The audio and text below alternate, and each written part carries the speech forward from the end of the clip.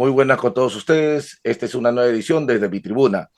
Yo soy José Arturo Medina Silva y en estos momentos me toca acompañarlos a ustedes en esta información, en este espacio de entrevistas. Antes de comenzar nuestra entrevista, quiero hacer llegar mis sentidas condolencias a la familia Rodríguez Sato, que hace 2 días ha fallecido un gran amigo, un gran trujillano, Javier Rodríguez. Dios lo tenga en su santa gloria. Mis condolencias a toda la familia. Bueno, el día de hoy tenemos una visita muy especial, un joven valor. El equipo de producción estuvo investigando y me avisaron de que César Hildebrand, un periodista destacado del Perú y reconocido en su revista Hildebrand en sus 13, había obtenido una entrevista con un joven, con una nueva promesa, con un joven que sale de las canteras de la Prismo. Juan Diego Galarza es alguien que proviene de familia prista. Su abuelo ha sido un miembro de la constituyente, ha sido parte del gobierno también, y él sigue, no sé si es por tradición o por convicción. Bienvenido y vamos a enterarnos de todo esto con esta nueva promesa de la política. Juan Diego, bienvenido a mi programa. ¿Qué tal? ¿Cómo estás, José? Un saludo para ti y para toda la audiencia en Japón, para toda la comunidad peruana, que sé que es bastante grande. Y nada, conversemos. Juan Diego, tienes 27 años. Correcto. 27 años, estás metido en la política ya de lleno, hasta donde tengo entendido. Eres un militante convicto y confeso de la juventud, ¿no? De la juventud aprista. Quería Sí. saber, ¿eres por tradición o eres por convicción aprista? Es por convicción. Yo tuve la suerte de crecer o vivir, mejor dicho, el segundo gobierno del Partido Aprista. Y antes de eso, vivir de cerca la mística aprista. Esto es algo que, para que se entienda en su audiencia, esto es algo muy, digamos, muy único dentro del partido y que no se repite en otros movimientos, otros partidos políticos. Cuando yo era más chico, de los primeros recuerdos que tengo del partido, es, por ejemplo, entrar a la oficina de mi abuelo y ver los cuadros de Víctor Raúl Aya de la Torre y decir, bueno, ¿quién es este señor? Más adelante, recuerdo a los compañeros que venían a quedarse de provincias a la casa de mi abuelo en Lima para participar en la marcha de los Cuatro Suyos. Luego recuerdo bastante cuando cae Fujimori, para que no sepan, mi padre es músico y recuerdo bastante el meeting de regreso de Alan al país y recuerdo a mi padre llorando mientras cantaba la marsellesa. Yo le preguntaba a mi mamá, ¿pero por qué está llorando mi papá? No lo entendía. Me decía, tu papá se ha demorado muchísimos años en poder cantar esta canción nuevamente. Entonces, yo crecí rodeado de todo esto y más adelante, como comento en el segundo gobierno, pude ver de primera mano la estabilidad que vivió el país y el crecimiento que vivió el país. Luego llegaron los años del señor Humala y la cosa empezó a ir de mal en peor, empezó a decaer y empezó a decaer. Y en el 2016 yo esperaba el regreso del Partido Aprista y me doy con la sorpresa de que tuvimos un desastre electoral. Entonces yo dije, momento, ¿qué está pasando aquí? Me acerqué al partido, quise saber, quise enterarme más, quise comprender y pude entender mucho más de la situación partidaria e involucrarme cada vez más, justamente porque quería eso, quería para el país una estabilidad, un partido que pudiese representar a las clases medias y que pudiese sacarnos de la pobreza y el tercermundismo en que está sumergido Sudamérica. Juan Diego, sobre eso, he visto la entrevista, hay algunas cosas que me interesaría saber.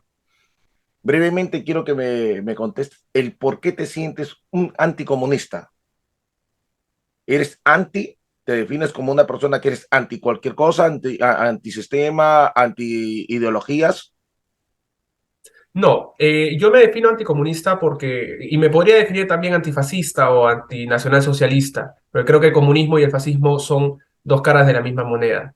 Al final, el comunismo es una ideología que pretende, en nombre de un supuesto bienestar nacional, subyugar las libertades individuales y económicas. Entonces, son personas que no creen en la democracia, que creen en la dictadura del proletariado y que creen en el socialismo como reparto de la riqueza, como un mecanismo que va a llegar después de la crisis pletórica del capital. Entonces, estas personas usan el sistema de democracia occidental al que estamos acostumbrados para poder tomar el poder. Es por eso que me considero anticomunista, porque, y es paradójico, en la mayor parte de la sociedad occidental, nosotros no podríamos tolerar, por ejemplo, un partido nazi. No podría existir y no debe existir. Sin embargo, toleramos un partido comunista o afín al sistema comunista. Juan Diego, pero Entonces, en estos momentos sí, el comunismo va a seguir siendo esa, en la nebulosa de que nunca se va a llegar a tener un comunismo sostenido. perfecto. Porque, por decir ahorita, la competencia que se tiene políticamente, tú ya eres un líder potencial dentro de las canteras del APRA. Entonces tú tienes que entender de que el comunismo es casi una frase, una utopía, porque el Perú, dentro de su problemática social, enfrenta un nuevo componente que ideológicamente no lo puedes combatir, como es el nacionalismo, etnonacionalismo, que es un etno que abarca más de 7 etnos, hasta etnoreligión.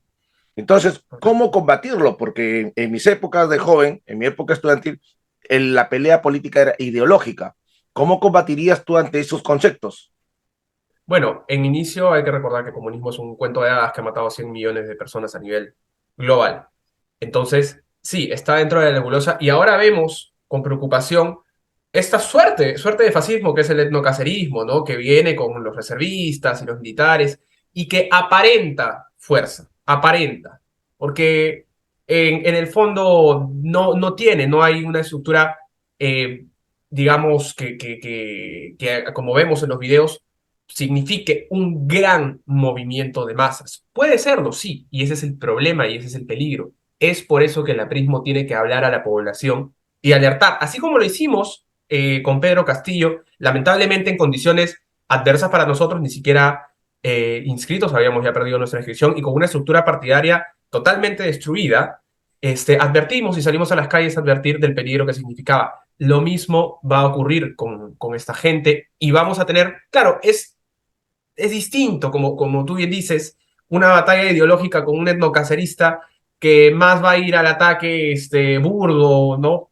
A debatir con un comunista de antaño que te va a defender su tesis fracasada, pero la va a defender de manera ideológica. Como líder político, ¿cómo defines tú el pensamiento de Antauro Humala? Bueno, es cuanto menos chistoso, ¿no? Porque ellos defienden una supuesta raza cobriza, hablan pues de nuevo un nacionalismo cobrizo y que, bueno, nosotros somos una minoría, o las personas, digamos, los criollos y demás son una minoría dentro del país. Entonces, es un fascismo burdo, simplista, pero es un fascismo al fin. Ellos con los reservistas alucinan que va a ser la marcha sobre Roma en Lima, ahora último que estuvieron marchando con los reservistas. Y En claro, realidad se confunde porque quiere ser una especie de Julio César entrando a Roma. Mira, correcto, correcto, hay correcto. una cuestión, Entonces, como político que tendrías que dominarlo y una respuesta rápida. El tiempo es un poquito tirano en este espacio. ¿Qué opinas sobre su escarcelación? ¿Compartes ese concepto? ¿Habrás conversado con alguno de tus compañeros abogados, ¿no? ¿Has pedido opiniones sobre esa liberación donde el Estado, a través de la función del INPE, está justificando por el tiempo, los trabajos realizados, pero él mismo lo dice ante la Cámara que él no ha hecho ningún trabajo, los famosos que lo quite? Él no ha bordado, no ha cosido, ni tampoco ha hecho decorativo, ni nada por el estilo. ¿Qué opinas al respecto? bueno, definitivamente es una moneda de cambio para el gobierno, es una manera de distraer a la gente, de preocupar más a la gente, distraer una suerte de cortina de humo, y él se está encargando de esto. Y bueno, es un agente de, y la gente que está detrás de él, por ejemplo, el señor Virgilio Acuña, ahora se le están ofreciendo trabajos en los ministerios. A él, por ejemplo, en el MTC. Entonces, han socado a un agitador para que pueda distraer a la población. Es eso. Bien. Juan Diego, revisaba en la entrevista que te hace en Hildebrand en sus 13, afirmas tú, porque te hacen la pregunta si crees en Keiko Fujimori, Si apoyas a Keiko Fujimori en la segunda vuelta electoral, apoyaste al Fujimorismo, afirmas eso. Sí, correcto. ¿Cómo dentro de tu posición o tu formación política, ideológica, cómo puedes sostener el haber apoyado en algún momento a la derecha o llamada actualmente ultraderecha? Porque en realidad ese es como una especie de una contradicción, ¿verdad? No, definitivamente, pero vamos a ver, o sea, líderes tan importantes como Jorge del Castillo, que estuvo detenido durante el golpe de estado de Fujimori, salió públicamente a apoyar a Keiko porque al final era la opción democrática. Era con quienes teníamos muchísimos más controles al momento de gobernar. Este señor, que ya ha asumido el mandato, le estamos demostrando que ha comprado congresistas, la calle es apática a salir, entonces es muchísimo más difícil sacarlo. Y lamentablemente hubo un sector de los peruanos que hizo el cálculo, porque creo que ninguna de las opciones, de las dos opciones eran agradables, e hizo el cálculo erróneo. Dijo, es más sencillo sacar a un Pedro Castillo que sacar a una Keiko Fujimori. Nosotros creemos que era lo contrario, creemos que había más contrapesos con Keiko Fujimori y apoyamos esa opción que al final nos parecía la opción democrática. Esto no quiere decir, como dijo la señora Rebeca en la entrevista de Hildebrand, que Keiko significa democracia. No, en ese momento era la opción que los partidos democráticos apoyaron y no nos arrepentimos para nada de ese voto. Había una cuestión importante sobre esto. Era como que contradecirse históricamente. Pero antes de continuar, nos vamos a una pausa y regresamos, porque el tema está muy interesante.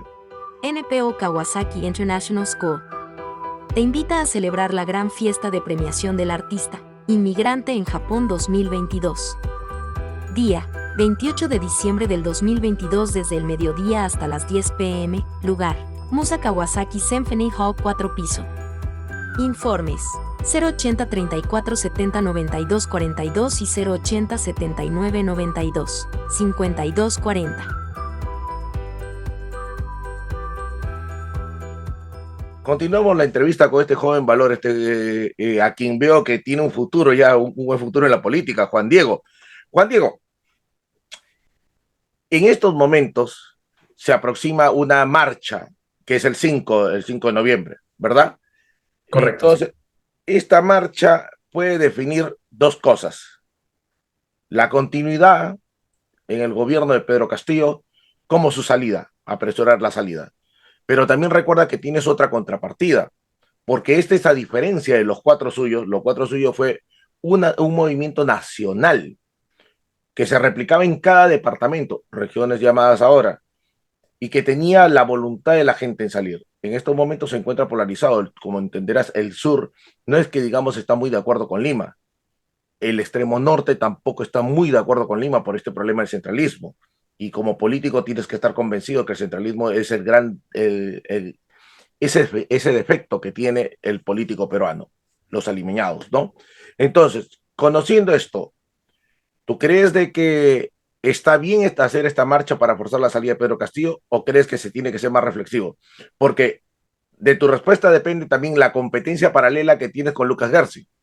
Son contemporáneos y líderes de ambos extremos, uno de la derecha y tú que te defines como centro izquierda. Sí, es muy gracioso porque, bueno, por lo menos, si bien hay diferencias ideológicas, yo con Luca Erce me dio muy bien, lo he conocido en las marchas justamente y esto, pero me parece una gran persona.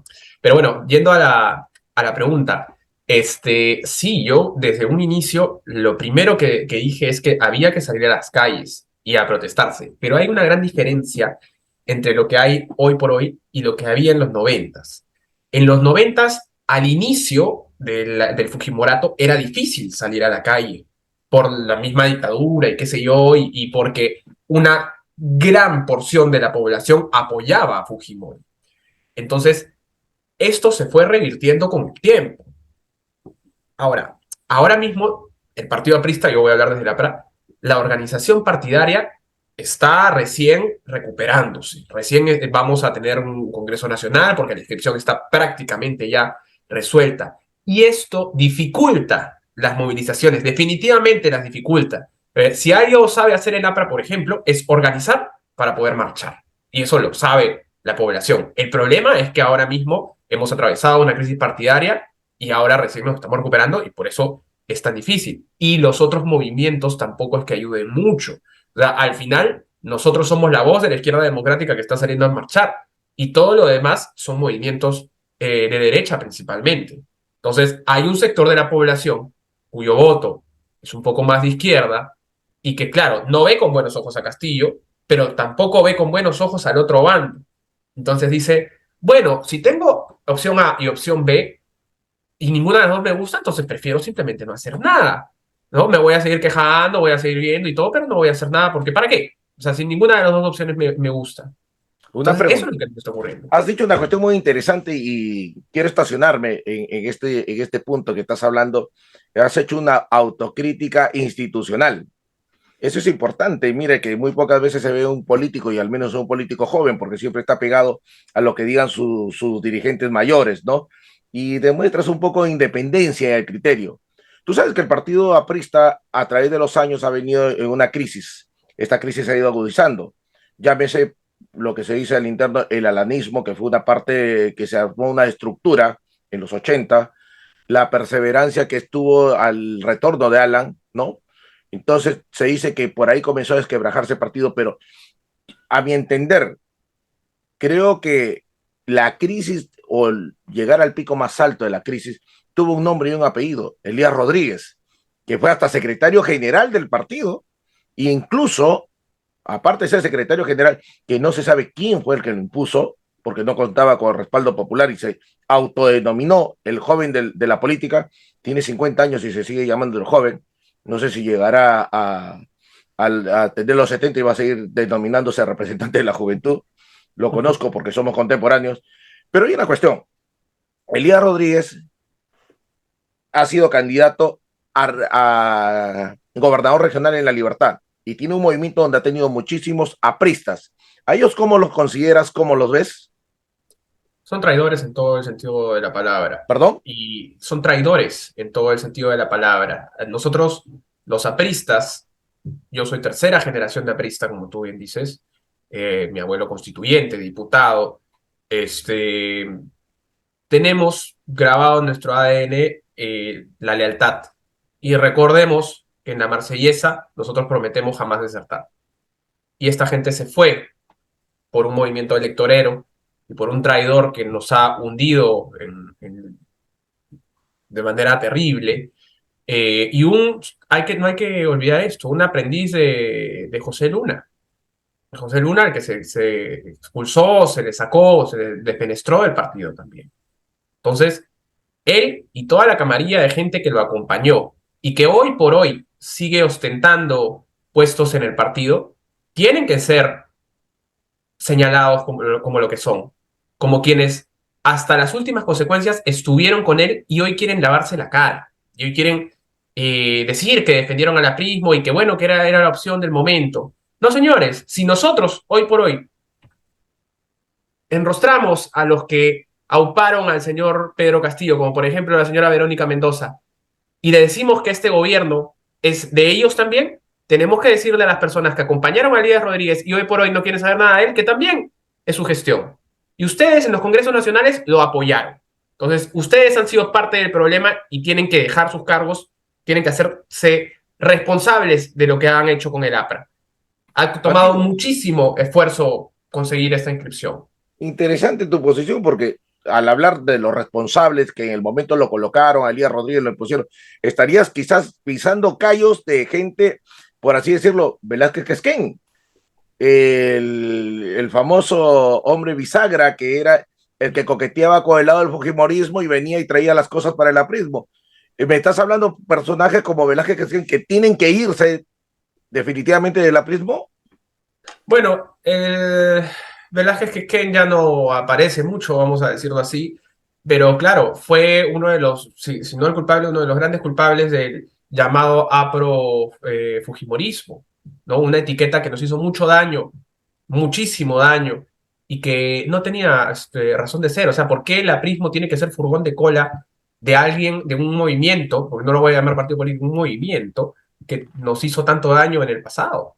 ¿No? Y que nos persiguió y qué sé yo. Claro, habrán votaciones en las que teníamos que votar Igual porque había coincidencias, qué sé yo, pero no teníamos que estar detrás de ellos. El APRA tiene su propia agenda. El APRA tiene su propia agenda. Te Entonces, felicito, Juan eso, Diego, de verdad. Discúlpame, más bien, el tiempo es muy tirano. Te claro que felicito sí. la valentía que has tenido, esta valentía de decir las cosas sin tapujo y quedamos contigo para una próxima entrevista. Y muy interesante tus reflexiones, muy interesante y te comprometo que vamos a hacer un programa especial sobre las marchas del 5 de noviembre y espero contar con que participes en una entrevista porque vas a estar ahí, ¿verdad? Sí, definitivamente voy a estar ahí junto a todos mis compañeros. Entonces nos comunicamos vía Zoom en directo. Estaría Queda la perfecto. palabra empeñada. Sí, claro que sí, cuando tú Perfecto. gustes, cuando tú gustes. Te felicito realmente y como dijera en algún momento César Vallejo sobre el joven líder, ese líder que se formó, ese gran hombre que ha dejado tatuada la historia del Perú y reconocido internacionalmente, Víctor Rolaya de la Torre en aquel momento. Igual, te auguro a ti un futuro, un buen futuro como político, como buen líder y lo importante que eres honesto. Es lo que necesita el Perú. Necesita jóvenes que estén dispuestos a decir las cosas sin temor, a señalar y a llamar por su nombre a las cosas. Muchísimas gracias, Juan Diego, y hasta una próxima oportunidad. Muchísimas gracias por tus palabras, José, y muchísimas gracias también a toda tu audiencia por escuchar estas declaraciones. Muchas gracias. Éxitos. Y a Hasta luego. continuación, nos vamos a una pausa y continuamos con el programa.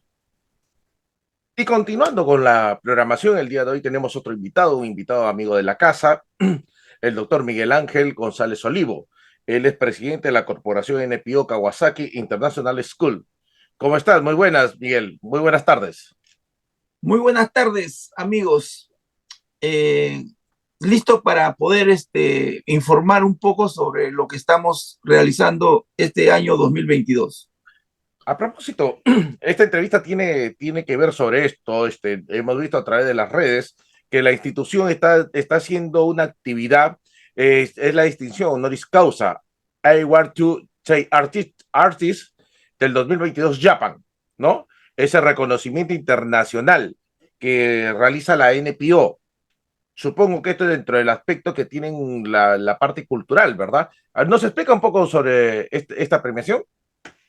Sí, bueno, nosotros como corporación, además de que estamos unidos con un convenio con la Universidad del Saber Universal en Perú y con el Colegio de Investigación de Docencia del Perú, tenemos ya la facultad para otorgar esta distinción honoris causa, que quizás a veces hay muchas personas que un poco no desconocen la definición, pero en realidad esto honoris causa se puede traducir con el tema de por honor, ¿no?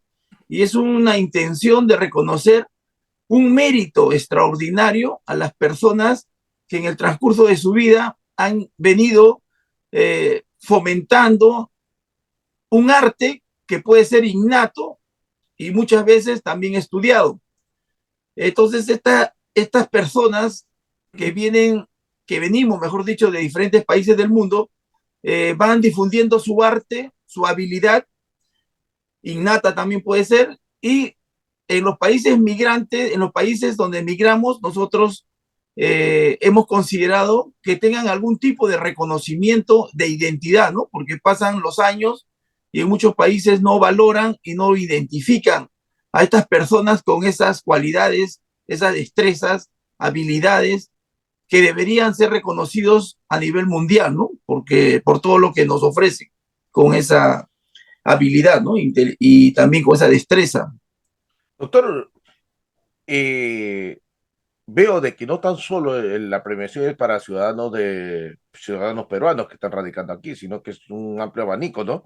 De otras nacionalidades también toman en cuenta. ¿Hay en habla hispana solamente?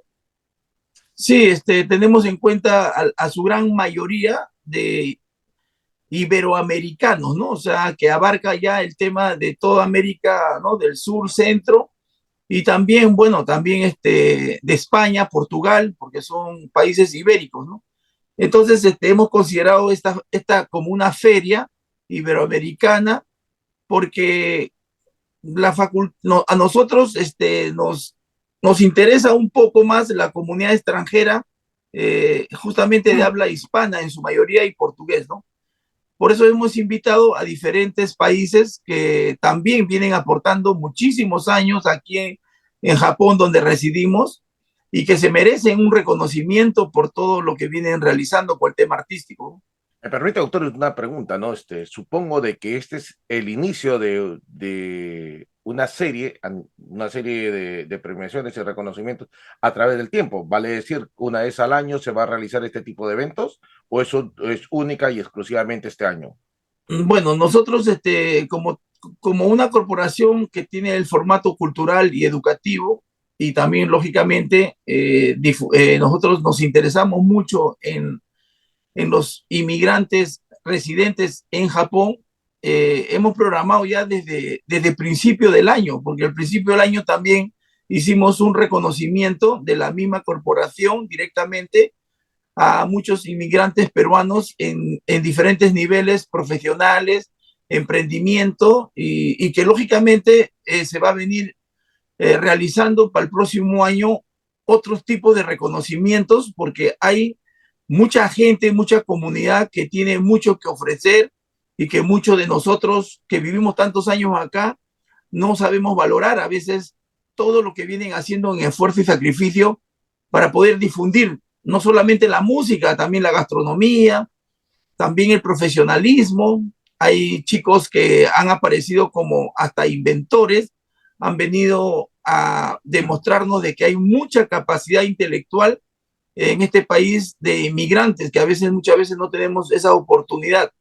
Y qué mejor que difundir eh, todo lo que ellos pueden ofrecer al país, que es en este caso Japón, pero también podría ser a nivel mundial, ¿no?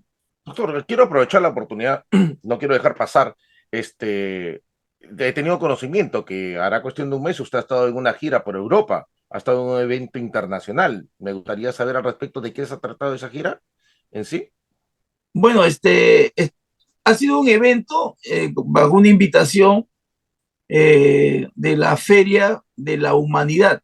Le llaman así. Todos los años en Francia, París, celebran este evento internacional sobre el encuentro de todos los partidos políticos, sea de izquierda, en principal de izquierda, que también invitan a partidos de una derecha, bueno, no tan de ultra, sino de derecha, pero que sean democráticos. Entonces, hay un intercambio mundial de ideas, de todo lo que tiene que ver con la política social, donde de alguna forma uno aprende, como yo he aprendido muchas cosas durante mi estadía para poder desenvolverme en un tema político social, ¿no? Porque es importante que cuando tengas una conversación, un diálogo, tengas una base para que puedas tú expresar y hablar con fundamentos, porque a veces hay muchos que hablan sin fundamentos y eso no es bueno para la política o para que haya una buena relación en lo que consiste tener ideas propias, independientes, y que podamos llegar a un criterio para analizar, ¿no? Un pensamiento, una idea, hay que analizarla, no hay que discutirla.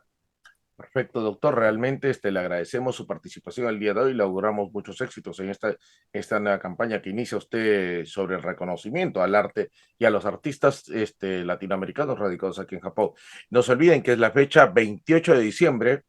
Este evento se va a realizar en Kawasaki, ¿verdad? Desde el mediodía hasta las 10 de la noche. Felicitaciones y muchísimas gracias por su participación el día de hoy y vamos a tener en próximos programas. Esperamos contar con usted para hablar sobre este evento que se va a realizar en México y las proyecciones que tiene para el próximo año. Muchísimas gracias, doctor González Olivo, y le dejo para que se pueda despedir de nuestra audiencia. Sí, buenas. Invitamos a toda la comunidad residente en Japón y a los propios ciudadanos japoneses a participar a este evento internacional de reconocimiento a la labor que vienen haciendo muchos inmigrantes en este tema de los artistas, ¿no? En la parte artística. Y es muy interesante participar. ¿Por qué? Porque esto es una motivación a toda nuestra generación y familias que en algún momento quieran desarrollar alguna cualidad artística o también en el tema profesional del arte, ¿no? Muy bien, muchísimas gracias. Bueno, esta ha sido la entrevista con el doctor González Olivo y una pausa y volvemos con la parte final del programa. Una pausa.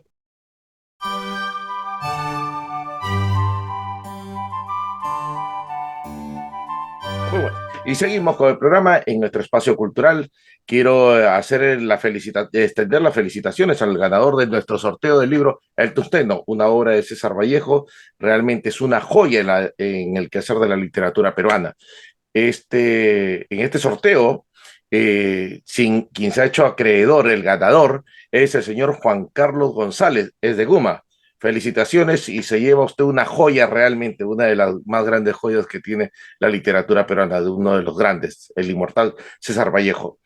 Eh, y como este programa, desde un inicio siempre ha estado luchando por enseñarles y mostrarles algunos libros que son importantísimos para nuestra cultura, para enriquecer nuestros conocimientos. Y ahora entramos a una nueva etapa, donde nosotros a todos nuestros suscriptores, a todos los que se suscriben a nuestro canal, les estamos dando la opción de que entren a un sorteo, al sorteo de un libro. El siguiente libro que estamos presentando es el libro Metamorfosis de Frank Kafka, que lo obtenemos en esta semana ya para todos los que se suscriban. Amigos, suscríbanse, mándenos un correo, pónganos ahí sus opiniones, sus sugerencias, como siempre. Si algún tema que desea que toquemos, si algún tema que desea que investiguemos, alguna queja también que tengan sobre lo que pueda suceder con cualquiera de nuestros compatriotas, nuestras ventanas están abiertas y a disposición de ustedes. Nosotros, como siempre, al servicio de todos los que nos siguen y tratando de que crezca más la confianza, la cultura y el conocimiento entre nosotros, a conocer más al Perú. No se olvide que el conocimiento nos libera. Muchas gracias y hasta el próximo programa.